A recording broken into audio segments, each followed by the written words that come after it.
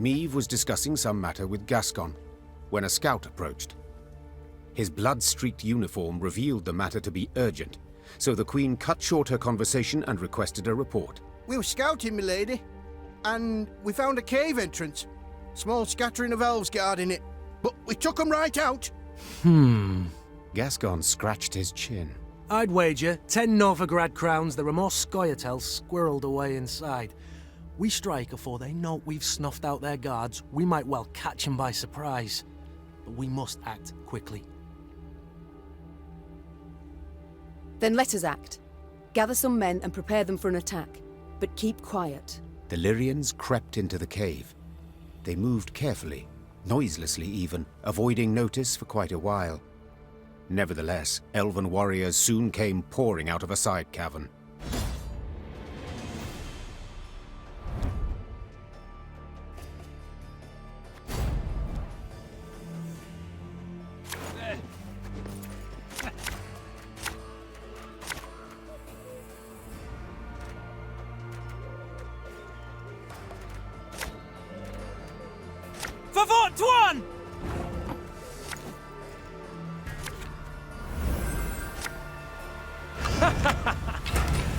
Wait, you're serious?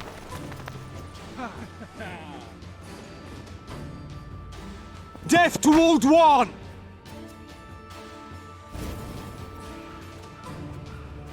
Dwan. This is elven land, Dwan, upon which your kind dies.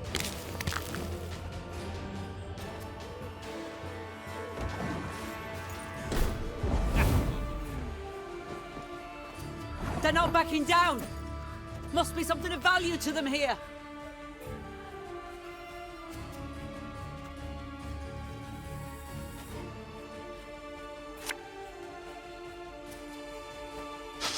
I smell a leak.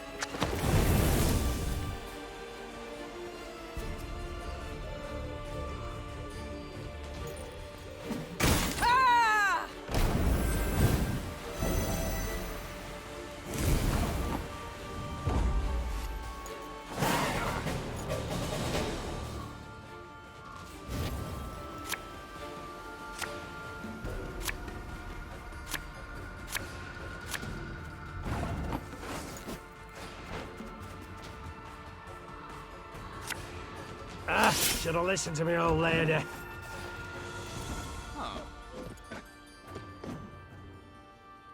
Death to Old One!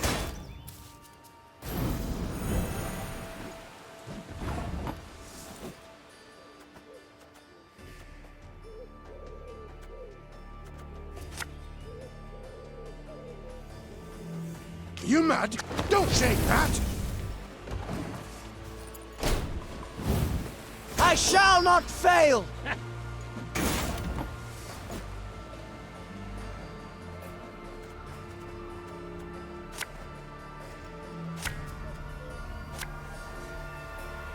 We got a job to do.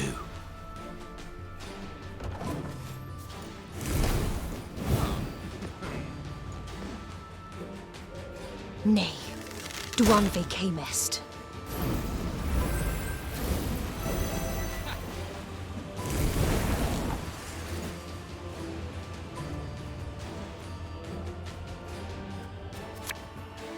What do you want of me?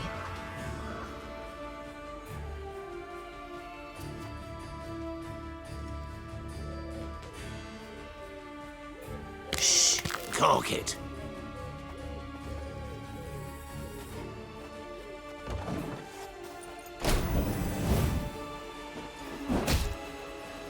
Oh my.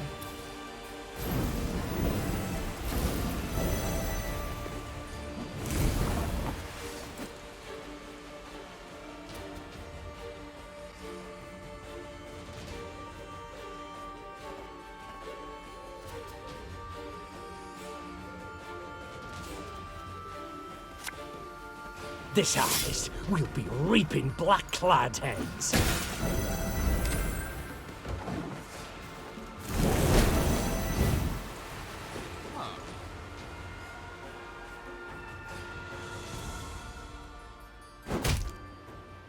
Oh, my little A.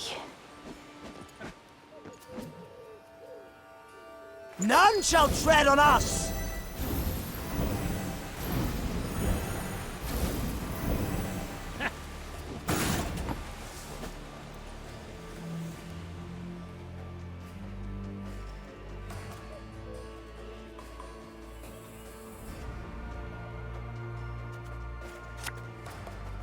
If anyone asks, you've not seen me.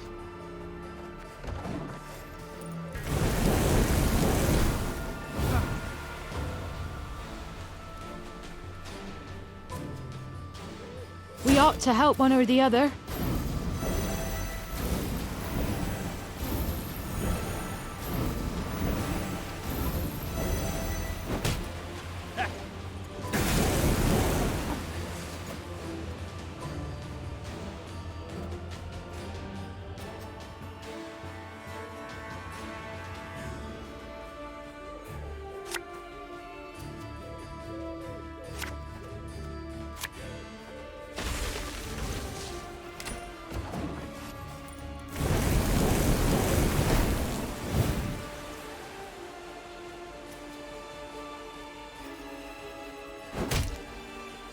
Your tricks will not save you, Dwan.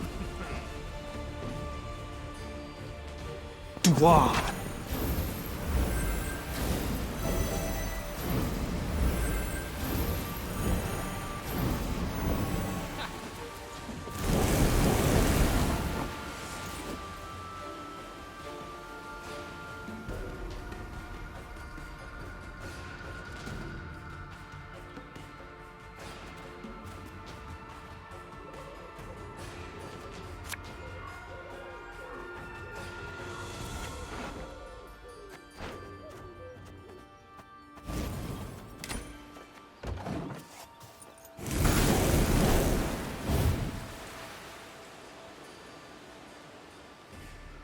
Melon shake.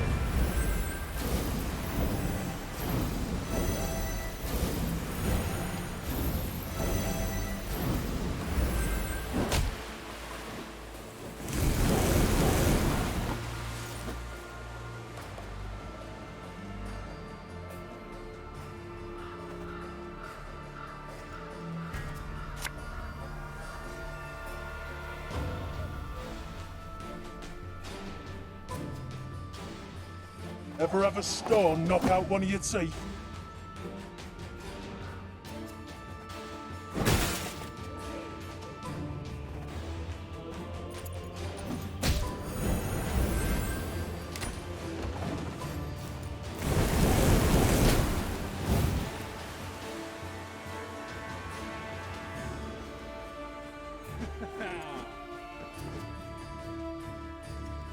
I was hoping you'd say that.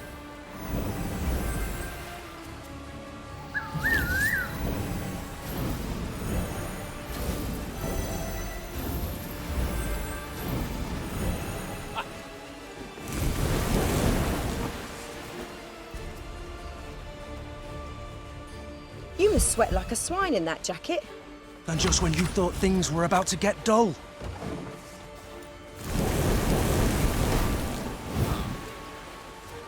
I'll feed you to the crows!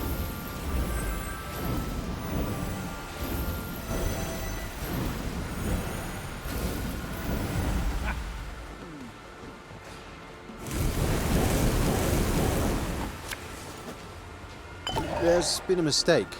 I'm no mage. They resisted to the very end.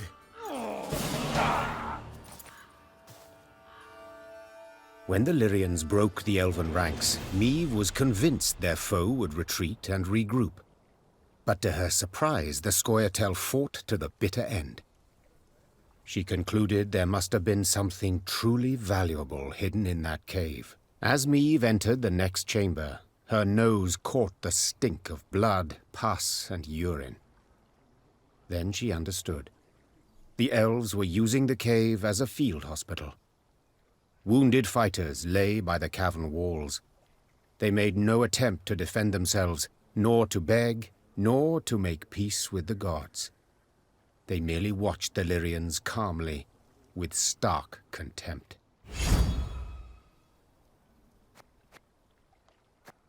Milady. whispered Rayla. You saw what the Scoia'tael are capable of. What they do to humans. They would have no mercy for... Reynard, usually calm, could not hold back and cut Rayla off. What, pray, do you suggest? That we murder the wounded? The warrior responded in a whisper, slowly emphasizing her words. I suggest you leave. Leave me and my men. We'll take care of the rest.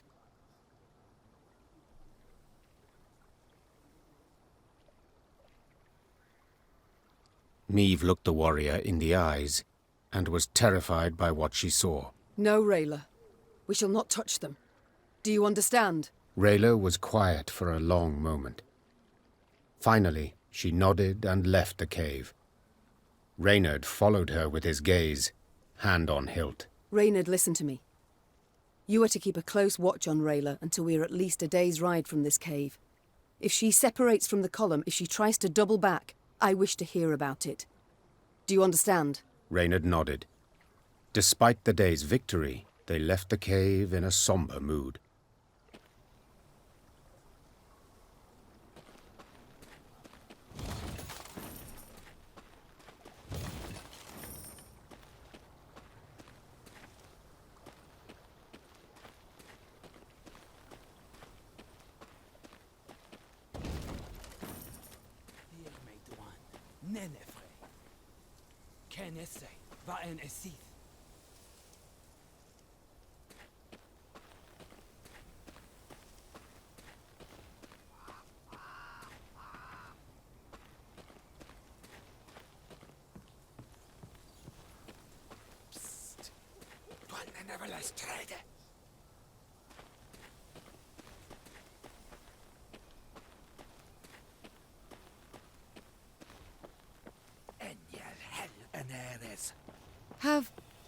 Have we not passed this way before? Scouts say no, Your Grace. They mark the trees. Elves could have erased the marks, or left new ones where we've yet to tread. Best to follow the sun. Only way not to lose your bearings.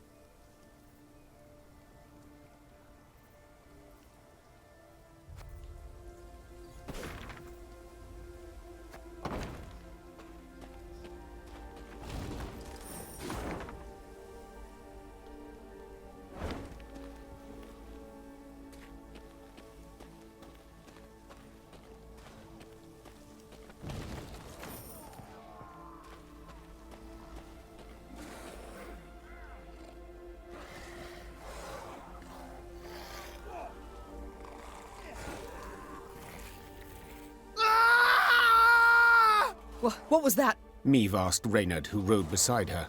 A scream. A man's, I think. Need to investigate. Gather a few men and we ride. Quickly! The screaming came from a small settlement. When Meve rode up to its farmhouses, her horse reared and neighed in terror. Necrophages swarmed all around. The monsters surrounded a few Nilfgaardians who were trying, with no success, to chase them off with torches. Reynard swept his gaze over the carnage and said, "They cannot stave them off, and their armor is too heavy for them to flee." Meve was uncertain at first how to act. But when she saw ghouls snatch one of the Nilfgaardians and rip him to shreds, she drew her sword. No one deserves such a death. Not even a Nilfgaardian. Follow me!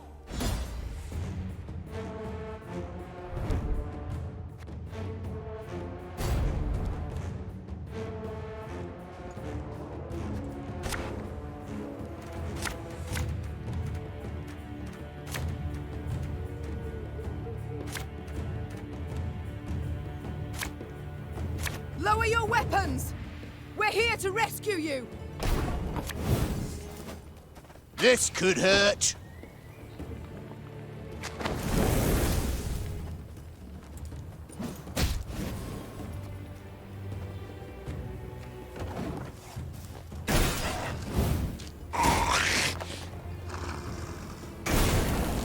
Well, why do you help us?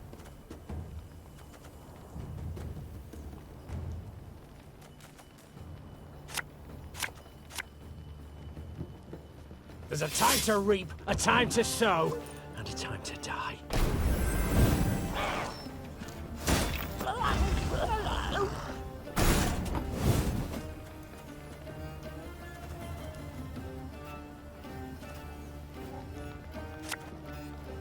Yeah, yeah!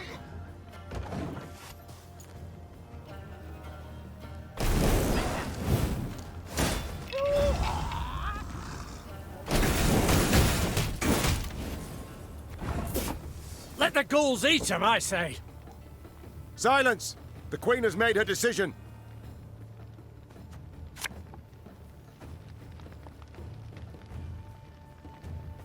Aye.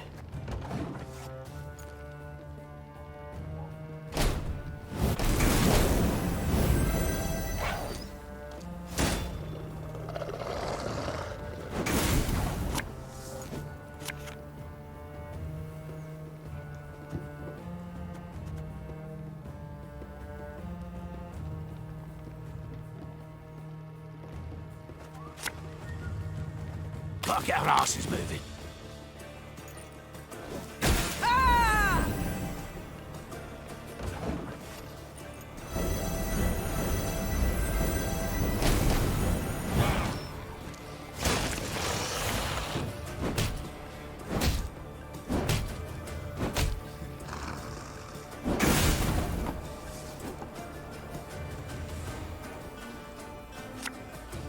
There's been a mistake. I'm no mage.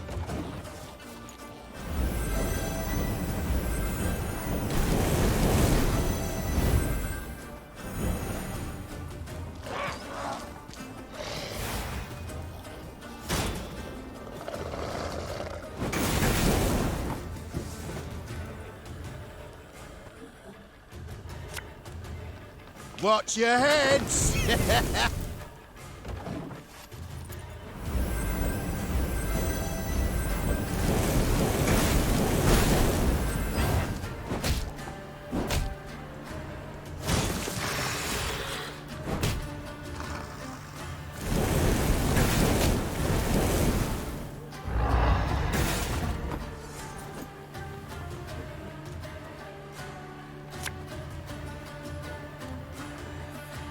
Should have listened to me old lady.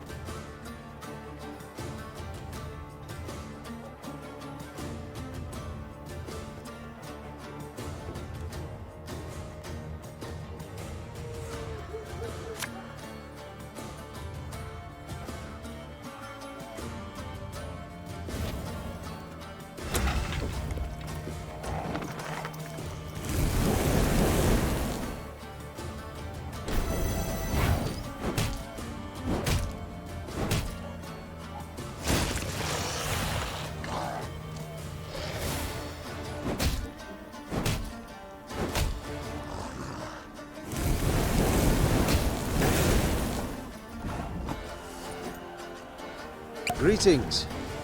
What is it?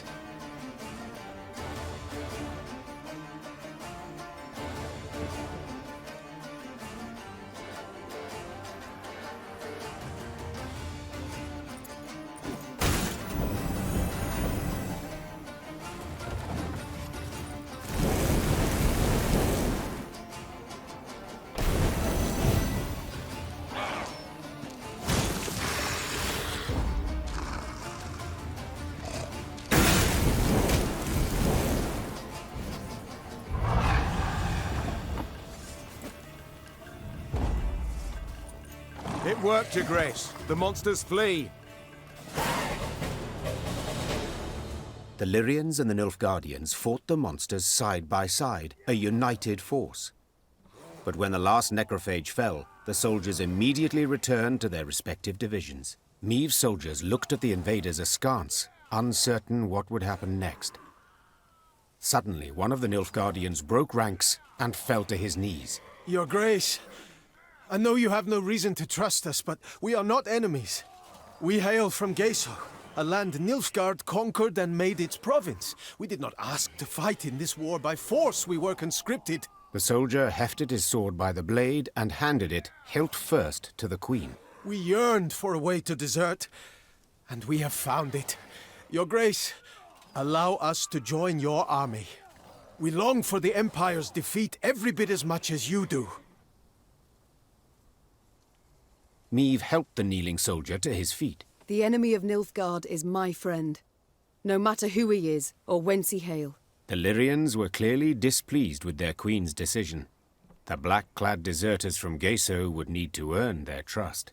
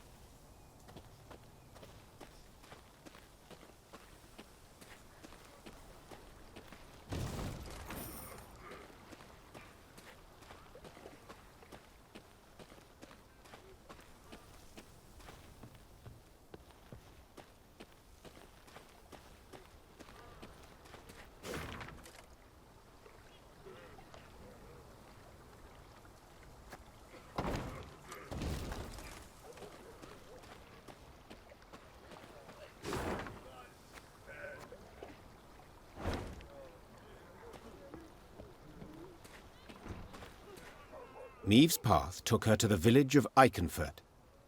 Unlike most settlements in the area, not a single human dwelled here. Instead, only elves and dwarves sat on its porches and stared at the passing Lyrians with clear aversion. Not a single greeting was extended to their allies in arms. Not a single peddler tried to hawk their wares. The only sound was that of snapping shutters and slamming doors. Something's amiss, Rayla said, furrowing her brow. Order a halt, my lady, and give me a moment to look around.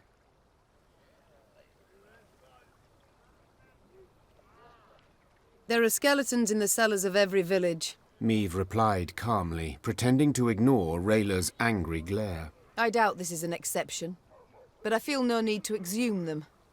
We march on. Driven by curiosity, the Queen returned to Iaconfort. Black Rayla implored her to call for a horse. You've a quarter of an hour, Meve said as she dismounted. and not a moment more. The Queen sat in the shade of a large pear tree. She shut her eyes and listened to the chirping of crickets in the grass, savouring a rare moment of relaxation. But the calm did not last. Within moments, one of her scouts returned, a certain Sergeant Niedermere. Tears streamed down his weathered, scar-pocked face. Lady, come with us, please. You'll need to see this for yourself. The sergeant led her to the still smouldering remains of a mill. Her soldiers were picking things out from the ashes. When she got closer, she realized in horror they were human skulls, some no larger than apples. Tell the villagers to gather by the well. The queen said in a strained voice. Or be executed. The elves and dwarves attempted no denials. They admitted Eldane and his Scoia'tael had helped them round up all the humans in their village, march them into the mill, then set it aflame. They stole our lands, defiled our names, beat us, murdered us in bloodthirsty pogroms, shouted one of the dwarves. They had it coming to them. Got their comeuppance, I'd say.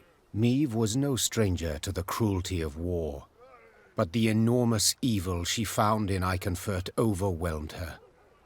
She felt a terrible weight on her chest, found it hard to draw breath, and her head spun. She felt she could hear the cries of humans being burned alive. Mom, whispered Reynard. You must pronounce something.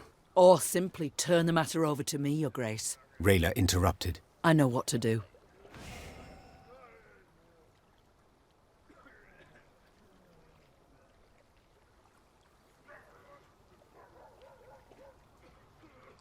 You know what you deserve, Meve said. But my soldiers are neither murderers nor executioners, and you are not my subjects. So I shall have you escorted to Rosberg. Let the authorities there mete out justice. With a noose, I hope. The Queen chose a dozen soldiers and tasked them with seeing the non-humans of Iaconfort tried by an Aedirnian judge. In doing so, she weakened her forces, but saved herself and her Lyrians from having to carry out a bloody sentence by their own hand.